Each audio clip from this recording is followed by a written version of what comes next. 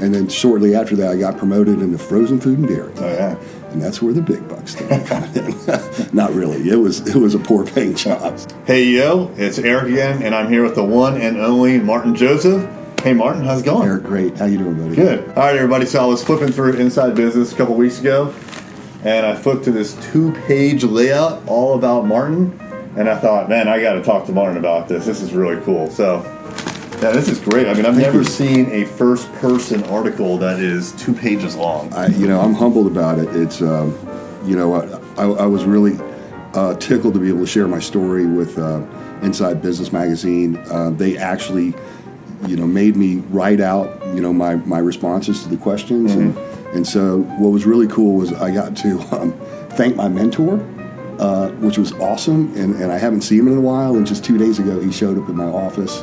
And we hung out, spent an hour together, and it was just really great to reconnect with him. That's very cool. Yeah. All right, awesome. So Thanks. For those that are watching and those that haven't read the article, can you give us a little bit of background, how you started, how long you've been in business for? Yeah. So, I was basically graduating high school. I was playing quarterback at Green Run. Had I been another 2 or 3 inches taller, there was a good chance I would have gotten like a Division I or II, scholarship to play football. Because I played quarterback at Green Run and did pretty well at that. And so my parents were splitting up. They were divorcing when I was in high school. And, my mom moved away, and it was my dad. And his health was poor, and he wasn't doing well at all. So my dad and I, we moved into an apartment together, and I had to go to work. I started working at Farm Fresh, bagging groceries. And when the summer came, it became a full-time job. And then shortly after that, I got promoted into frozen food and dairy. Oh, yeah. And that's where the big bucks started coming in. Not really. It was a poor paying job. $7, maybe $8 an hour? Yeah, not even that. I mean, literally probably like $6 an hour. It wasn't great. And so I worked there for a couple years, and my brother played football at Norfolk State University. He was the big guy, right? He had the big guy genes, and he actually played lineman.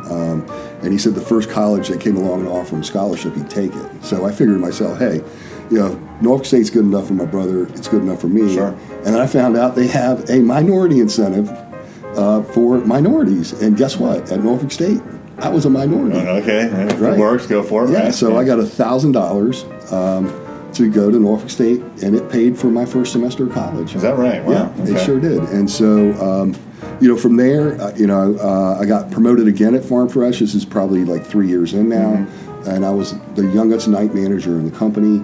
And there was a guy that used to come into the store all the time. His name's Darrell Anderson.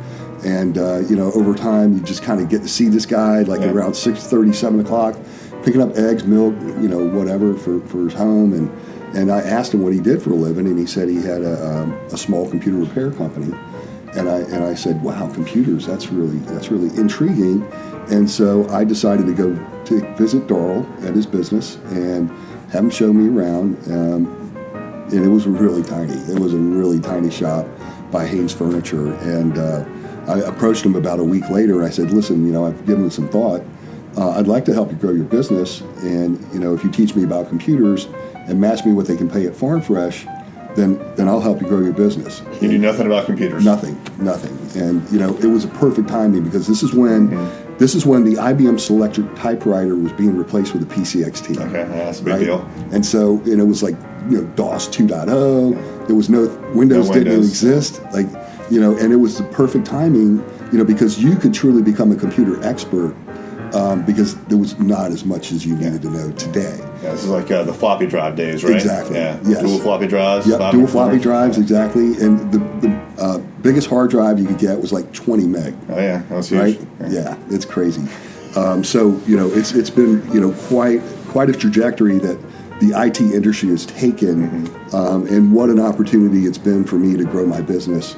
Especially here in Hampton Roads. Cool. So you started with him, right? And then did you work for him for a couple of years? Worked for him for about 3.5 years, and this is the kicker. So, I get my degree from Norfolk State, and I approached Darrell and I asked him to go to lunch with me. It was on Friday afternoon, and I said, Darrell, now that I've helped you grow your business, like I said I would, and we did a great job growing this business out. We moved to a 3,000 square foot retail facility on Wichita and Virginia Beach Boulevard. Wow. We were selling a lot of computer equipment, and I was wearing a lot of the hats in the company. And I approached him. I said, I'd like to know if you can make it a little bit more lucrative for me to stay around now that I have my degree.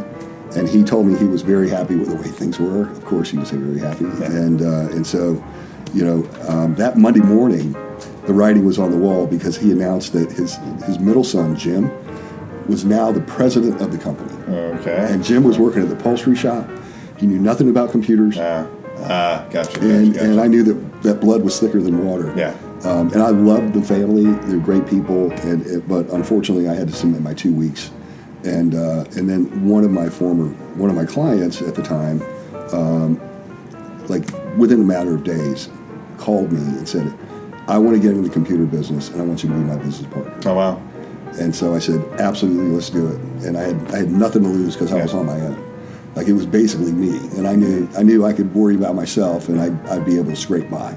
Yeah. And so that's what I did. And when you started, was it 360 IT? No. So it was Tomar, Tom and Martin, right? Okay. So Tom and I were partners for almost 5 years together, and we grew out the business pretty well. We were doing about $2 million in revenue. We were doing a lot of government. Local government contracts. Nice. So we're providing computers for City of Norfolk, Virginia Beach, Newport News. So we did a lot. This is early 90s, right? It was early 90s, right? So 1990 to 95, Tom and I were together. And then, man, this is really a really tough business call here. So, my strength in my core competency was truly in business systems, computers and building networks, and Tom's background was of a government contractor. Okay. Yep. Tom wanted to grow out a logistics business, division of the company. Tom found out that there was this huge contract that was going to be let by the Defense Mapping Agency, and we had started hiring all these people, and we needed to borrow $250,000. He told me he was guaranteed to get this contract, right? And so you started to build out the staff and infrastructure for this contract. We borrowed the money. And it never came. Oh, wow. And it really drove a wedge between the business and our relationship. Sure. And unfortunately, I decided to move on, and I took a piece of the company that was mine, and I knew it well, and we had some contracts that we had in place, and it was great momentum. Looking back on it, it was really a blessing in disguise. Sure, of course. Yeah. I mean, as much as Tom, I have a tremendous amount of respect for him. It was a real blessing for me that I was able to kind of go out on my own and kind of build my company at the pace that it needed to happen. Yeah. Well, it's interesting how you and him had different visions, really, right? Yes. So the different core audiences that you wanted to serve. He wanted to serve the government Correct. audience, and you're looking at businesses more. Correct. Right? Yeah. So when you have that fundamental disagreement between partners, it's really difficult, like you said, to overcome that, and sometimes it's best just to go your separate ways. Yeah. Wow. All right. So at that point, the company, I guess you ceased operating that company and you formed. So company? he continued to operate that company. Mm-hmm. I took a piece of the business that was working well. We had to give up equity in the company to allow us to borrow that money, $250,000. Okay, so this was a third partner? Yes, okay. and this new third partner was very adamant about wanting to get paid back. Imagine that. Right? Yeah. So, I took the good working pieces of the company that I had, but since I had a personal guarantee for the line of credit that we signed, I had to be paid back a part of the share of that money. Yeah. Fortunately, the money got paid off. I was released from the liability, and then it allowed us to continue to grow. Okay. So. All right. So at that point, you're on your own, right? Completely on my own. Completely on your yes. own. All right. Is that when 360 started? Yeah. So it was Tomar Computer Integration, and we are still Tomar Computer Integration, Inc. Yeah. And it wasn't until 2010 when we rebranded And my EO forum, oh my God, these guys were beating me up. They're like, Martin, you got to change, and they weren't even gestalt about it. Yeah, they were telling you. They're like, your name pretty much sucks. You need to change it. And I knew that, but I was struggling with finding the name that resonated, right? And because I didn't want to be net this or IT that, or because it was just so overplayed. And finally it stuck with me that 360 as a number was a great number. Sure. So 360 IT was very obvious to me. And then, because I had partners, we also added the word partners to it as well. Sure. Right. Now, but say 2010 and before, so in 2009 you were known as Tomar. Right. And that's what you branded yourself as and everything, and then you had the rebrand. Yes. And it was huge. You know what? It was amazing how, we got a new web page, we created a new team page, we had, new shirts done for all of our guys. They had their own little bio on it, on the team page. It really raised our culture. I mean, in a magnificent way. And, people felt they were part of something special. That's great. That was great. And, when you make them feel like they're part of something special, it changes everything. It changes the dynamic. Culture's everything. Yeah. If you get the culture right, everything else falls into place.